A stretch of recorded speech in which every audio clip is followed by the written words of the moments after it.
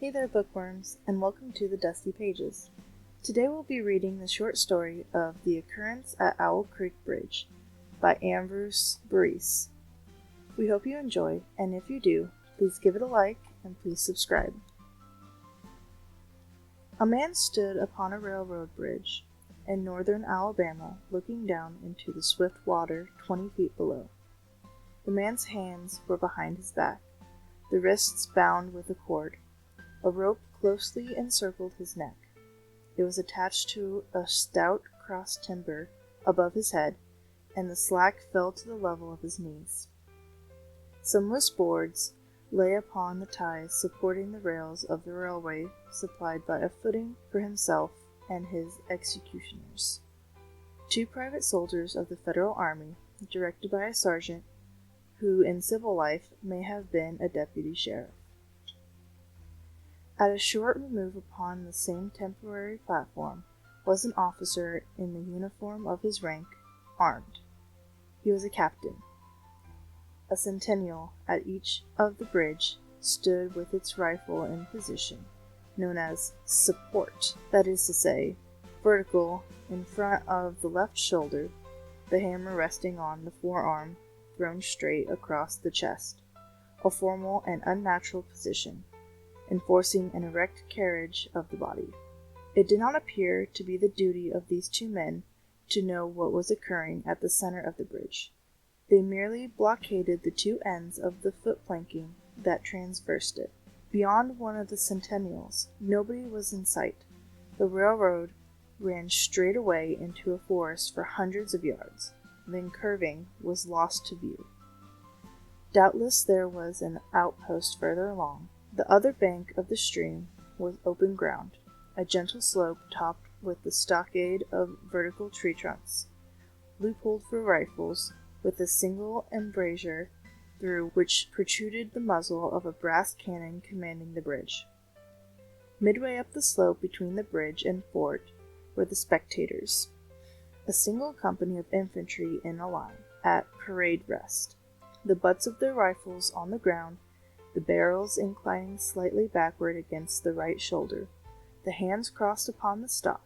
A lieutenant stood at the right of the line, the point of his sword upon the ground, his left hand resting upon his right. Excepting the group of 4 at the center of the bridge, not a man moved. The company faced the bridge, staring stonily, motionless. The sentinels facing the banks of the stream might have been statues to adorn the bridge. The captain stood with folded arms, silent, observing the work of his subordinates, but making no sign. Death is a dignitary, who when he comes announced is to be received with formal manifestations of respect, even by those most familiar with them.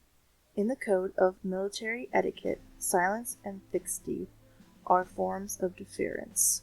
The man who was engaged in being hanged was apparently about 35 years of age. He was a civilian, if one might judge from his habit, which was of that of a planter.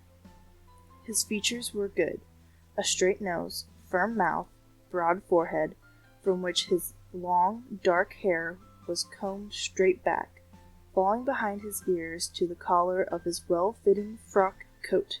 He wore a mustache and a pointed beard, but no whiskers. His eyes were large and dark gray, and had a kindly expression which one would hardly have expected in one whose neck was about to be hemp. Evidently, this was no vulgar assassin. The liberal military code makes provision for hanging many kinds of persons, and gentlemen are not excluded. The preparations being complete, the 2 private soldiers stepped aside, and each drew away the plank upon which he had been standing. The sergeant turned to the captain, saluted, and placed himself immediately behind that officer, who in turn moved apart 1 pace. These moments left the condemned man and the sergeant standing on the 2 ends of the same plank, which spanned 3 of the cross ties of the bridge. The end upon which the civilian stood almost, but not quite, reached a 4th. This plank had been held in place by the weight of the captain. It was now held by that of the sergeant. At a signal from the former latter would step aside, the plank would tilt and the condemned man go down between two ties. The arrangement commended itself to his judgment as simple and effective. His face had not been covered, nor his eyes bandaged. He looked a moment at his unsteadfast footing, then let his gaze wander to the swirling water of the stream racing madly beneath his feet. A piece of dancing driftwood caught his attention, and his eyes followed it down the current. How slowly it appeared to move! What a sluggish stream! He closed his eyes in order to fix his last thoughts upon his wife and children. The water touched to gold by the early sun, the brooding mists underneath the banks at some distance down the stream, the fort, the soldiers, the piece of driftwood, all had distracted him, and now he became conscious of a new disturbance. Striking through the thought of his dear ones was a sound which he could neither ignore nor understand, a sharp, distinct, metallic percussion, like the stroke of a blacksmith's hammer upon the anvil. It had the same ringing quality. He wondered what it was, and whether immeasurably distant or near by. It seemed both. Its reoccurrence was regular, but as slow as the tolling of a death knell. He awaited each new stroke with impatience, and he knew not why apprehension. The intervals of silence grew progressively longer. The delays became maddening. With their greater infrequency, the sounds increased in strength and sharpness. They hurt his ear like the thrust of a knife. He feared he would shriek. What he heard was the ticking of his watch.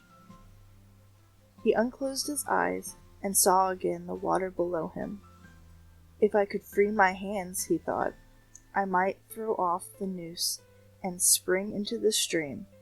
By diving I could evade the bullets, and swimming vigorously reach the bank, take to the woods, and get away home. My home, thank God, is yet outside their lines. My wife and little ones are still beyond the invaders' farthest advance. As these thoughts, which have here to be set down in words, were flashed into the doomed man's brain rather than evolved from it, the captain nodded to the sergeant. The sergeant stepped aside. Peyton Farquhar was a well-to-do planter of an old and highly respected Alabama family, being a slave owner, and like other slave owners, a politician. He was naturally an original secessionist and ardently devoted to the Southern cause. Circumstances of an imperious nature, which is unnecessary to relate here, had prevented him from taking service with that gallant army which had fought the dastardous campaigns ending with the fall of Corinth, and he chafed under the inglorious restraint, longing for the release of his energies, the larger life of the soldier, the opportunity for distinction. That opportunity, he felt, would come, as it comes to all in wartime. Meanwhile, he did what he could. No service was too humble for him to perform in the aid of the South. No venture too perilous for him to undertake if consistent with the character of a civilian who is at heart a soldier, who, in good faith, and without too much qualification, assented to at least a part of the frankly villainous dictum that all is fair in love and war.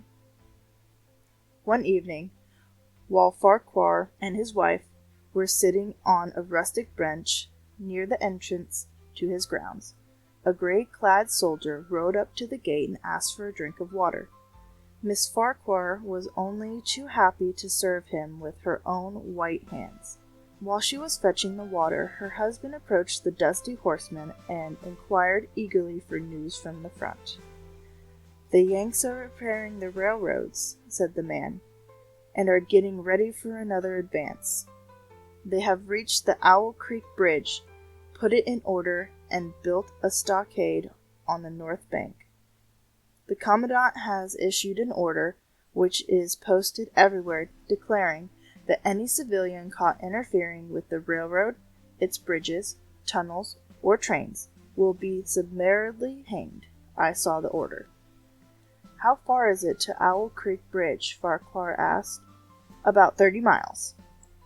Is there no force on this side of the creek? Only a picket post half a mile out on the railroad, and a single sentinel at this end of the bridge. Suppose a man, a civilian, and a student of hanging should elude the picket post, and perhaps get the better of the sentinel, said Farquhar, smiling. What could he accomplish? The soldier reflected. I was there a month ago, he replied. I observed that the flood of last winter had lodged a great quantity of driftwood against the wooden pier at this end of the bridge. It is now dry, and would burn like tinder.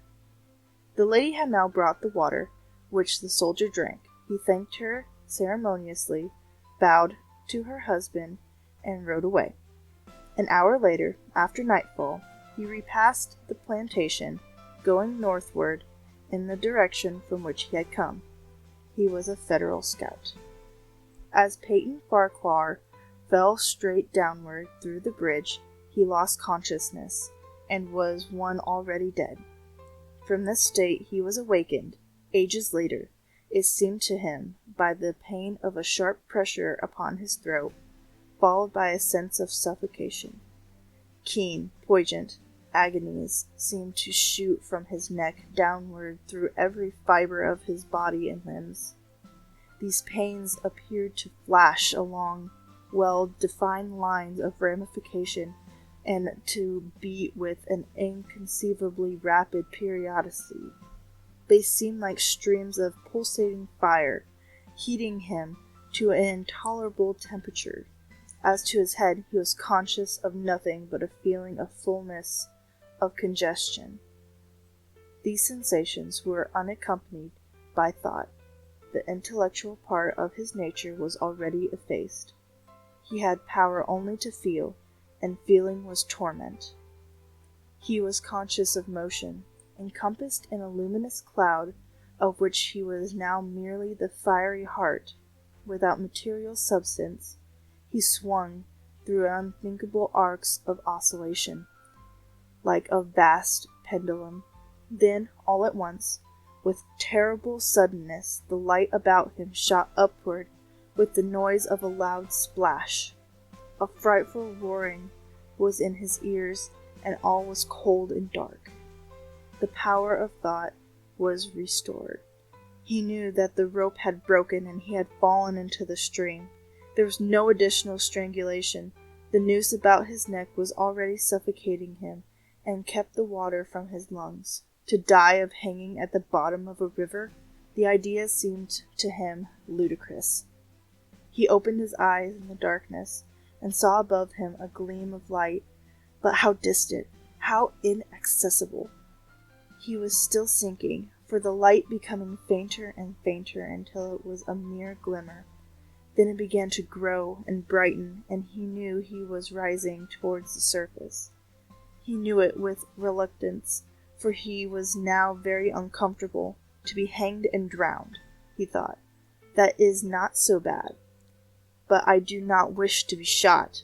No, I will not be shot. That is not fair. He was not conscious of an effort, but a sharp pain in his wrist apprised him that he was trying to free his hands. He gave the struggle his attention, as an idler might observe the feat of a juggler, without interest in the outcome. What splendid effort, what magnificent, what superhuman strength! Ah, that was a fine endeavor. Bravo! The cord fell away. His arms parted and floated upward, the hands dimly seen on each side in the growing light. He watched them with new interest, as first one and then the other pounced upon the noose at his neck. They tore it away and thrust it fiercely aside, its undulations resembling those of a water snake. Put it back, he thought. He shouted these words to his hands, for the undoing of the noose had been succeeded by the dearest pang that he had yet experienced. His neck ached horribly, his brain was on fire, his heart, which had been fluttering faintly, gave a great leap, trying to force itself out of its mouth. His whole body was racked and wrenched with an insupportable anguish, but his disobedient hands gave no heed to the command. They beat the water vigorously with quick downward strokes, forcing him to the surface. He felt his head emerge. His eyes were blinded by the sunlight. His chest expanded convulsively, and with a supreme and crowning agony his lungs engulfed a great draught of air, which instantly he expelled in a shriek. He was now in full possession of his physical senses. They were indeed preternaturally keen and alert. Something in the awful disturbance of his organic system was so exalted and refined them that they made a record of these things never before perceived. He felt the ripples upon his face and heard their separate sounds as they struck. He looked at the forest on the bank of the stream, saw the individual trees, the leaves and the veining of each leaf. He saw the very insects upon them, the locusts, the brilliant-bodied flies, the gray spiders stretching their webs from twig to twig. He noticed the prismatic colors in all the dewdrops upon a million blades of grass, the humming of the gnats that danced above the eddies of the stream, the beating of the dragonfly's wings, the strokes of the water spider's legs, like oars which had lifted their boat. All these made audible music. A fish slid along beneath his eyes, and he heard the rush of its body parting the water. He had come to the surface facing down the stream. In a moment the visible world seemed to wheel slowly around himself, the pivotal point, and he saw the bridge, the fort, the spiders upon the bridge, the captain, the sergeant, the two privates, his executioners. They were in silhouette against the blue sky. They shouted, they gesticulated, pointing at him. The captain had drawn his pistol, but he did not fire. The others were unarmed. Their movements were grotesque and horrible, their forms gigantic. Suddenly he had heard a sharp report, and something struck the water smartly within a few inches of his head, spattering his face with spray. He heard a second report, and saw one of the sentinels with his rifle at his shoulder, a light cloud of blue smoke rising from the muzzle. The man in the water saw the eye of the man on the bridge, gazing into its own through the sights of the rifle. He observed that it was a gray eye, and remembered having read that gray eyes were the keenest, and that all famous marksmen had them. Nevertheless, this one had missed.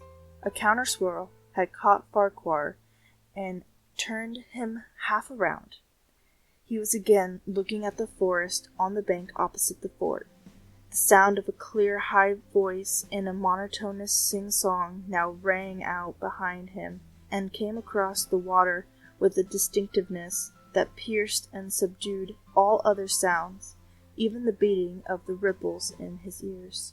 Although no soldier, he had frequented camps enough to know the dread significance of that deliberate, drawling, aspirated chant. The lieutenant on shore was taking part in the morning's work. How coldly and pitilessly, with what an even, calm intonation, presaging and enforcing tranquillity in the men, with what accurately measured interval fell those cruel words. "Company! Attention!